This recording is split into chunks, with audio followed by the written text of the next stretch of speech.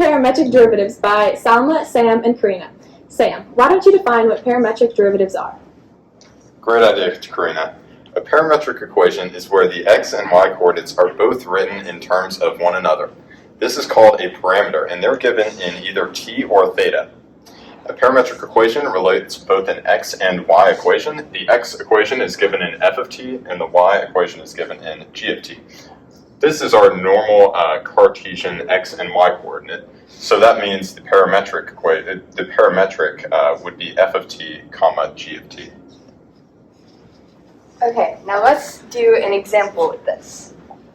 So here we have x equals 3t squared and y equals 1 over 9t.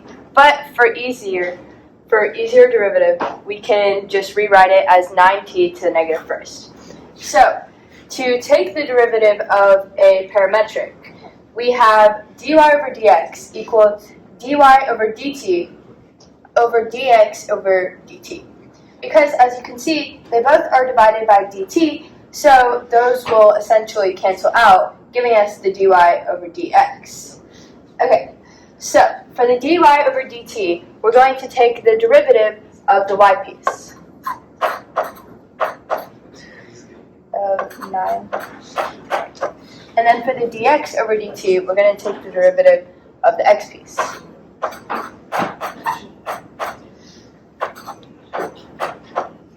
Okay, so then, due to the power rule, we do 9 times negative 1, and then we're going to decrease this power by 1.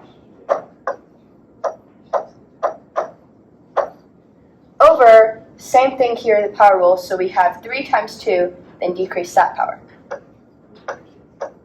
And then, we can simplify this to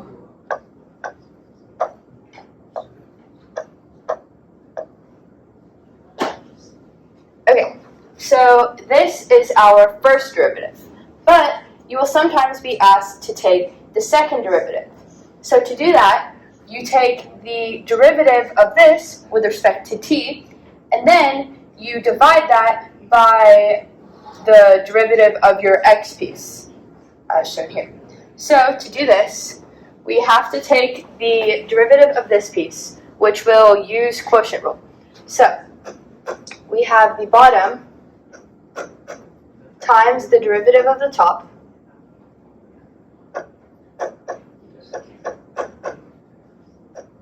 minus the derivative of the bottom times the top. And then we divide that all by the bottom squared.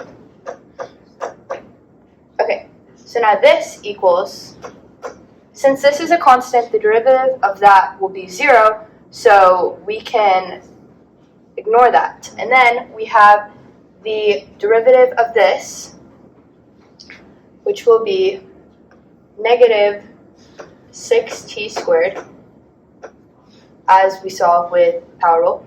And then that's times negative 3. And then this is all over 4t to the 6th. So this equals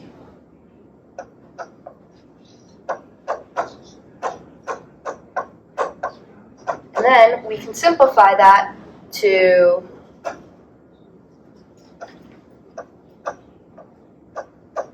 okay, so now that we have the derivative of our original portion, we now need to divide it by the derivative of our x portion, which, as we saw here, is 6t. So we just divide this by 6t. And then we can use a well-chosen one to simplify this.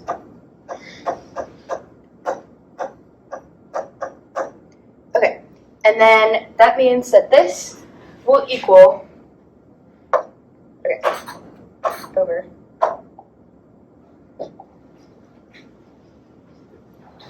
12t to the 5th. Yes, okay.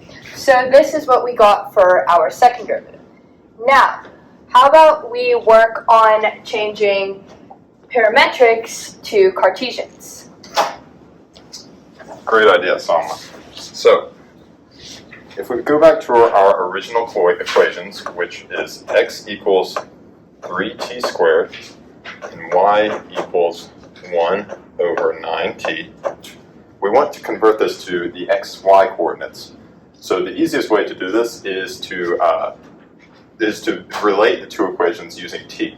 So we need to find what t equals in each equation.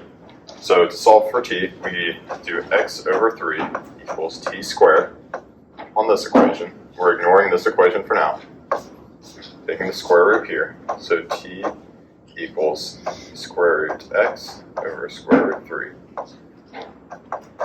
plus or minus. And if we want to do the same for this equation, we would multiply both sides by 9t and divide by y. And then we can also divide by 9. And that will leave us with t equals 1 over 9y. Okay, so now that we know what t is equal to, we can set these two equations equal to each other. So we know that square root x over square root 3 is equal to 1 over 9y. And in this equation, we're normally used to seeing y equals something something x. So what we can do is we can get y into the numerator here. So we can multiply this by 9y and this by 9y. Get here.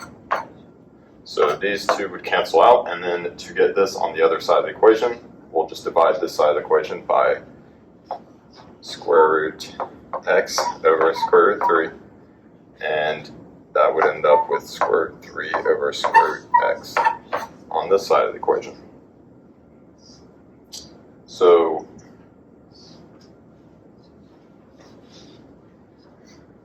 that would give us, if we divide by 9, and we multiply by 1 over 9, y equals square root 3 over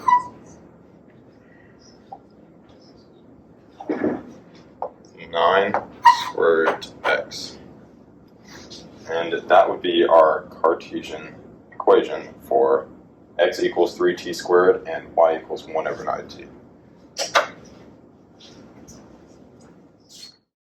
Don't forget to like and subscribe to the channel.